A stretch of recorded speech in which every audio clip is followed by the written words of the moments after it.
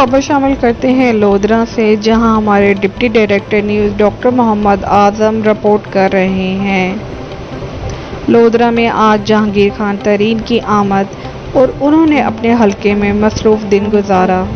जहांगीर खान तरीन सबसे पहले ज़िले जनरल सेक्रेटरी राना अरसलान खान के घर पहुंचे और उनके वालिद की वफ़ात पर इजहार ताज़ियत और फातिहा ख़्वानी की।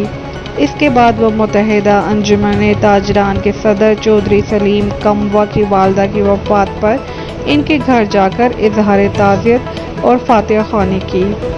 और इसी तरह मौज़ा खानपुर में PTI के सरगर्म रुकन चौधरी वसीम की वालदा की वफ़ात पर इजहार ताज़ियत और फातिहा ख़्वानी की। इसके साथ साबिक सूबाई वज़ीर जेल खाना जात चौधरी ज़वार वड़ाइच भी जहांगीर खान तरीन के साथ थे। इनके अलावा साबिक MNA नवाब अमानुल्लाह खान, तहरीक इंसाफ जनूबी पंजाब के रहनुमा राना एजाज और ज़िले ओहदेदारान और कारकुनान भी हमरा थे। देखिए ख़ुसूसी रिपोर्ट डॉक्टर मोहम्मद आज़म की।